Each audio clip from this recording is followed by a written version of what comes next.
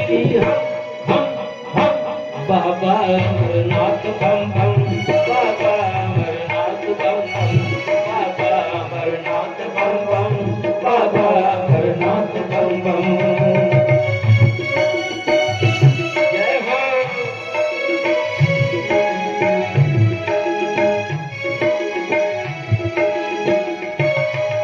वैष्णव क्या क्या है कश्मीर में? वैष्णव देवी अमरनाथ वाराह मूल की भूमि। बारामूला बहुत बड़ा नगर है कश्मीर का, बारामूला। इसका असली नाम वाराह मूल है। वैष्णव देवी अमरनाथ वाराह मूल की भूमि। वैष्णव देवी अमरनाथ वाराह मूल की भूमि। वेरे ग्रहण अनंतनाग है शेषनाग की भूमि। वेरी ग्रहण अनंतनाग है शेषनाग की भूमि। श्रीनगर लक्ष्मी का पुर है, शंकर तपस्थली है। श्रीनगर लक्ष्मी का पुर है, शंकर तपस्थली है। अब आतंकी ज्वाला में लिपटी कश्यप की भूमि। अब आतंकी ज्वाला में लिपटी कश्यप की भूमि। देव भूमि है, देवों का कर्तव्य निभाए हम। बाबा अमरनाथ बम बम, बाबा अमरनाथ बम बम, बाबा अमरनाथ बम बम, बाबा अमरनाथ बम बम। जय हो।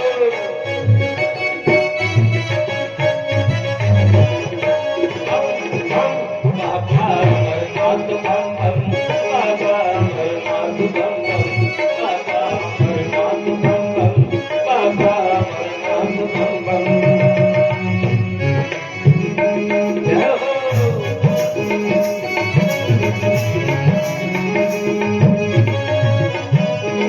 बोलिए अमरनाथ पानी बाबा की।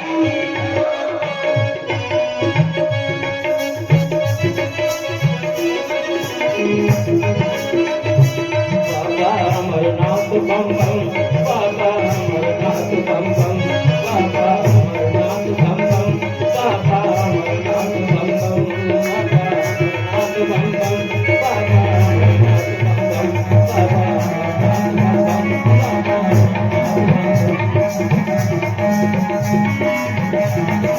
भगवान भारत वर्ष में बोले हमारी भारती।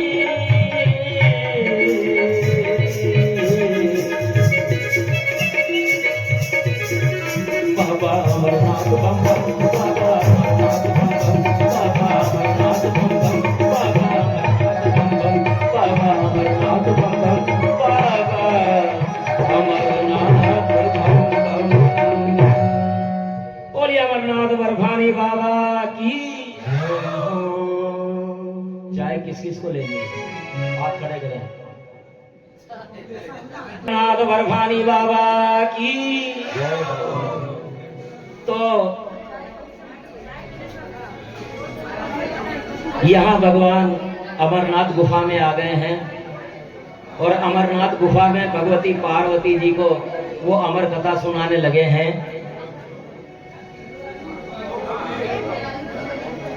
और भगवान कहते हैं कि भगवती ये कथा ध्यान में ही सुनी जाती है और ध्यान में ही कही जाती है। कहने वाला भी ध्यान में होता है, सुनने वाला भी ध्यान में होता है। इसलिए तुम हुंकारे देती रहना ताकि मुझे पता लगता रहे कि हाँ तुम सुन रही हो। तो भगवती पार्वती ने कहा ठीक है महाराज महादेव। और महादेव जी कथा कहने से पहले अपने कालाग्नि नामक गण को कहते हैं कि यहाँ जो भी जीव जंतु है सबको दूर कर दो, जो भी जीव जंतु है सबको दूर कर दो। और कालाग्नि ने सभी को वहां से हटा दिया। और तब भगवान ने देखा कि सब हट गए तो फिर उन्होंने आसन जमाया। लेकिन भोलेनाथ की कृपा देखो कि उनके आसन के नीचे ही एक तोते का अंडा रह गया। भगवान भोलेनाथ अमर कथा कहने लगे भगवती पार्वती से और पार्वती जी हुंकारा देने लगी 9 स्कंद तक कथा सुनती हैं पार्वती जी। और जैसे ही 10वां स्कंद प्रारंभ होने लगता है, पार्वती जी को नींद आ गई। पार्वती जी को नींद आ गई। लेकिन भोलेनाथ की ही कृपा थी कि इतनी देर में जो अंडे में जो जीव सुन रहा था कथा, वो अंडे से बाहर आ जाता है और पार्वती जी के बजाय वो हुंकारा देने लगता है। भगवान भोलेनाथ हुंकारा कथा कहते हैं और वो सुख पुत्र हुंकारा देता रहता है। कथा पूरी हुई। कथा पूरी होने पर भोलेनाथ ने कहा, पार्वती जी कथा सुनी? पार्वती जी बोले नहीं। अरे पार्वती जी कथा सुनी क्या? और भोलेनाथ मुझे तो नींद आ गई। नींद आ गई? ऐसे कैसे हुआ? फिर ये हुंकारा कौन दे रहा था? और त्रिशूल लेकर के खड़े हुए।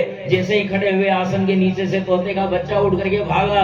भोलेनाथ त्रिशूल लेकर के उसी के पीछे जाते हैं और पीछे पड़ जाते हैं। तोते का बच्चा भय से घबराते उधर जोजिला पर्वत दर्रे से होकर के और सीधा उत्तराखंड बद्री खंड में पहुंचता है। बद्री वन में व्यास जी की पत्नी चोटी गुथा रही थी और वो मुंह खुला हुआ था। उसने सोचा सबसे सुरक्षित स्थान यही हो सकता है और व्यास जी के मुंह में वो प्रवेश कर गए। भोलेनाथ वहां विराजमान हो गए, व्यास जी की गुफा के वहां। व्यास जी सरस्वती नदी में स्नान करके आए। बोले, अरे महाराज भोलेनाथ, आपने क्यों तकलीफ की? मुझे कहते, मैं चला आता वहां। कि नहीं बातें मत बना, मेरा शिकार तेरे यहाँ आ गया है। व्यास जी बोले कि भगवान मुझे ये तो बताओ कि कौन आपका शिकार नहीं है? आपका शिकार कौन नहीं है? पूरा चराचर जगत आपका ही तो शिकार है, और किसका शिकार होगा? मेरे प्रभु बताइए, आपने बड़ी कृपा की, आप मेरे यहाँ आए, मुझे बड़ा धन्य हो गया प्रभु। अरे कि मेरा शिकार यहाँ आ गया है। तब व्यास पत्नी से पूछा कि कोई आया था क्या? कि नहीं यहाँ तो कोई नहीं आया, लेकिन मुझे ऐसा लगा जैसे मेरा मुंह खुला हुआ था तो कोई मेरे अंदर गया है। व्यास जी ने ध्यान लगाया और फिर आकर के भगवान के पैर पकड़ लिए। भगवान ये आपकी कृपा है, आपकी लीला है। आपकी इच्छा के बिना कोई अमर कथा सुन ले, ये हो नहीं सकता। ये आपकी ही कृपा थी, आपकी ही इच्छा थी कि इस सुख के पुत्र ने ये कथा सुनी है। इसलिए प्रभु कृपा करें। और इस प्रकार व्यास जी की पत्नी गर्भ में आ गई है, गर्भवती हो गई है। और व्यास जी ने सोचा कि भोलेनाथ की कृपा से मुझे ऐसा शिष्य मिलने वाला है जिसने भगवान भोलेनाथ के मुख से, साक्षात भोलेनाथ के मुख से अमर कथा सुनी है। ऐसा शिष्य पाकर के मैं धन्य हो जाऊंगा। और वो प्रतीक्षा करने लगे। 9वें महीने का 9वां महीना आएगा और मुझे पुत्र होगा। 9वां महीना आ गया लेकिन पुत्र नहीं हुआ। 10वां महीना हो गया, 11वां महीना हो गया, 12वां महीना हो गया, पुत्र आए नहीं। अंदर का अंदर साल हो गया, 2 साल हो गया, 6 साल हो गया, 12 साल हो गए, 12 साल। अब हमारी माताओं को पता है कि जब गर्भ रहता है तो उनको कैसी तकलीफ होती है, केवल 9 महीने में। लेकिन यहाँ देखिए 12 साल तक व्यास पत्नी ने उस गर्भ को अपने अंदर रखा है। और व्यास जी ने कहा कि ये तो पुत्र के चक्कर में पत्नी से आप 2 बैठेंगे, पत्नी मर जाएगी। अब क्या करें? तो वो योगी थे, योग के द्वारा गर्भस्थ शिशु से बात की कि बेटा, गर्भस्थ शिशु बोला, कौन बेटा? किसका बेटा? कोई बेटा नहीं, कोई बात नहीं, मैं तो प्रभु का सेवक हूँ, मैं तो आत्मा हूँ, आत्मा का कोई माता है न पिता है। अरे बेटा तेरी माँ मर जाएगी। कि नहीं मैं बाहर नहीं आऊंगा। बोले क्यों नहीं आएगा? कि मैं जैसे ही बाहर आऊंगा विष्णु जी की माया मुझे मोहित कर लेगी और मैं फिर भटक जाऊंगा, इसलिए मैं बाहर आऊंगा ही नहीं। तो फिर भगवान विष्णु का ही ध्यान किया। भगवान विष्णु का ध्यान किया तो भगवान विष्णु पधारे कि क्या हुआ भाई व्यास जी? कि मेरी पत्नी के बच्चा ही नहीं हो रहा है, डिलीवरी कराओ। कि हाँ, अब तो दाई माई का काम ही बचा था हमारे लिए, जो भी भक्त लोग करवा ही लेंगे। तो उन्होंने कहा गर्भस्थ शिशु से, सुखदेव। बोले प्रभु प्रणाम। बोले बाहर आ जाओ। बोले नहीं आऊंगा। बोले क्यों? मुझे ये आश्वासन चाहिए कि आपकी माया मुझे ग्रस्त नहीं करेगी।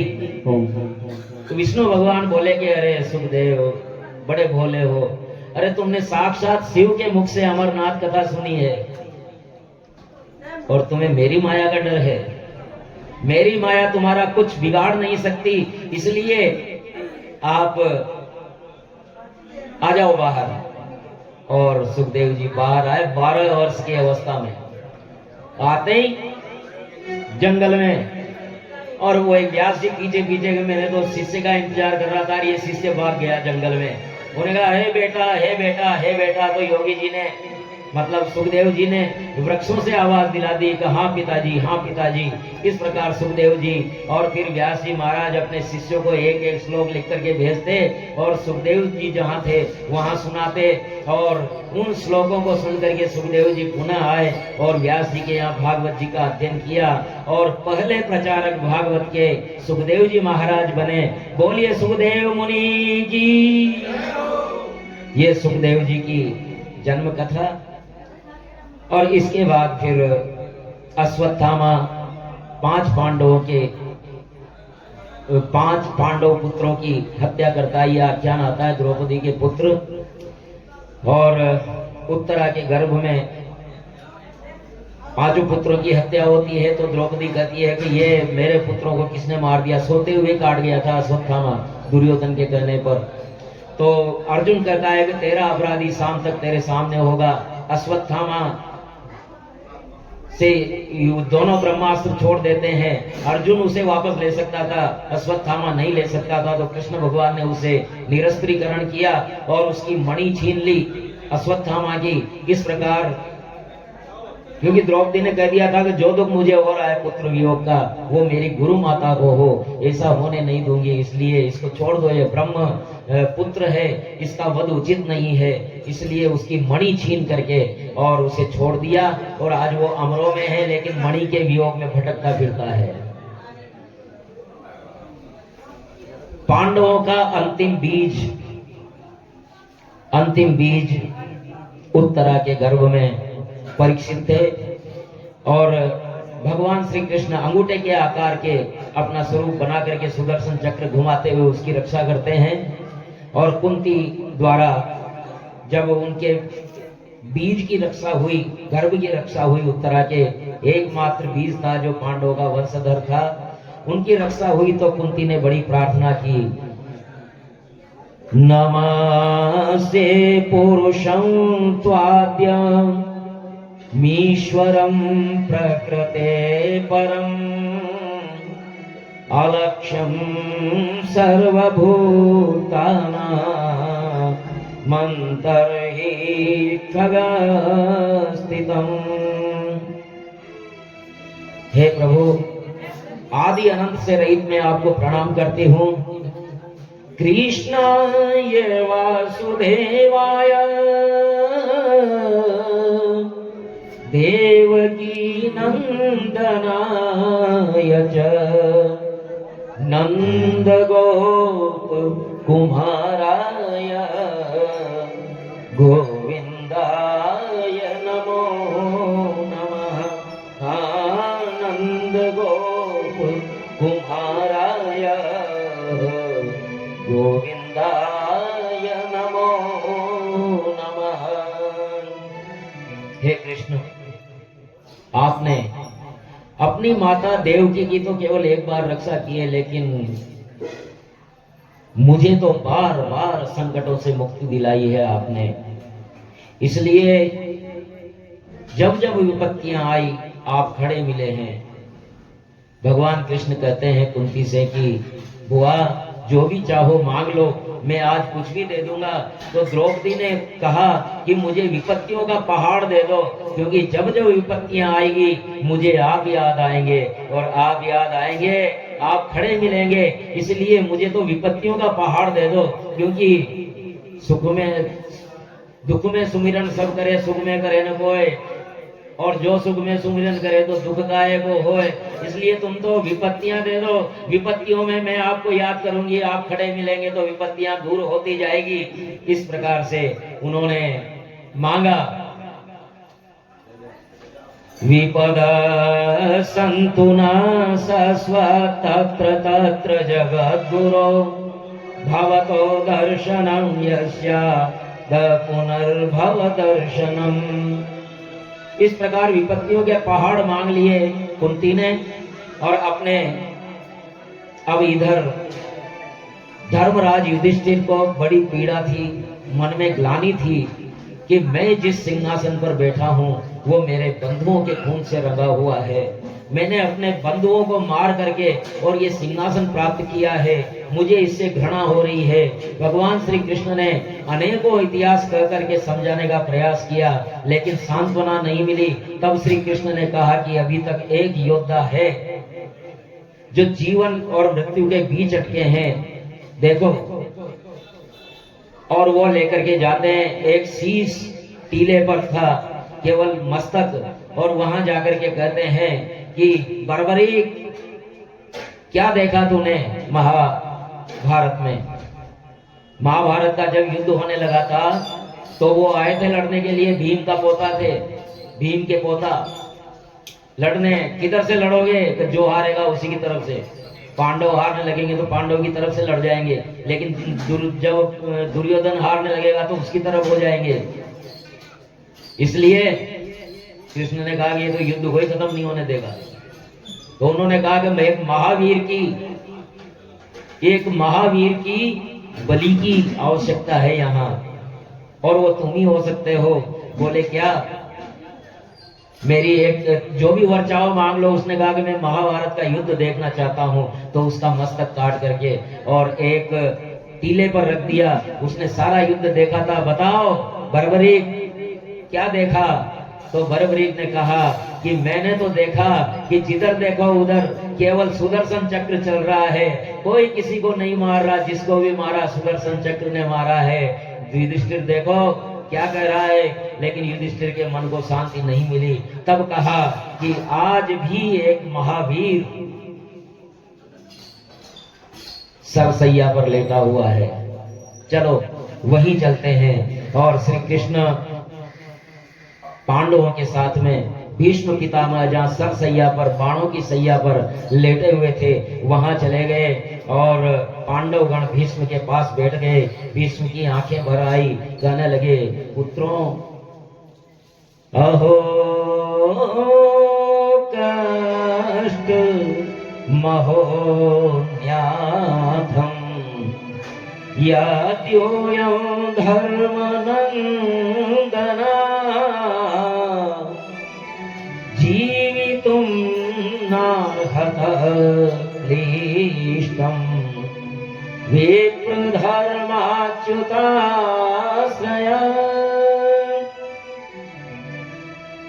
पुत्रों, आश्चर्य है कि तुम कृष्ण की शरण में रहते हुए भी और कष्ट हुआ। ये तो केवल ईश्वर की ही लीला थी, इनकी ही इच्छा से हुआ जो हुआ। क्योंकि जहां धर्म सुख हो राजा, जहां युधिष्ठिर हो, गदा पाणी वृकोदर, जहां गदाधर भीष्म हो, भीम हो, वहां और कृष्ण की शरण में जो हो, और गांडीवधारी अर्जुन जहां हो, वहां दुख कभी नहीं हो सकता।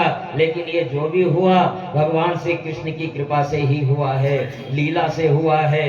काल रूप श्री कृष्ण अर्थात ईश्वर इच्छा के अधीन है, उसी का अनुसरण करते रहे। और इस प्रकार जिनको तुमने मंत्री, सारथी, मित्र क्या क्या नहीं बनाया, जो भी तुमने बनाया कृष्ण वही बन गए। और आज देखो, जिन्होंने मेरा मान रखने के लिए शस्त्र हाथ में ले लिया, वो आज मुझे दर्शन देने के लिए यहाँ आ गए हैं। और मैं 6 महीने से प्रतीक्षा कर रहा था। इतना तो करना स्वामी, इतना तो करना स्वामी, प्राण तन से निकले, इतना तो करना स्वामी, इतना तो करना स्वामी, जब प्राण तन से निकले गोविंद नाम लेकर, गोविंद नाम, गोविंद नाम, गोविंद नाम लेकर फिर प्राण से निकले, इतना तो करना स्वामी। गोविंद नाम लेकर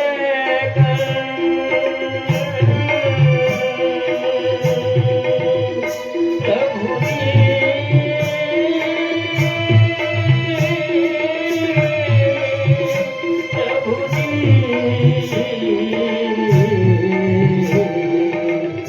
गोविंद नाम लेकर, गोविंद नाम, गोविंद नाम, गोविंद नाम लेकर प्राण तन से निकले, इतना तो करना स्वामी। इतना तो करना स्वामी, इतना तो करना स्वामी। जब प्राण तन से निकले,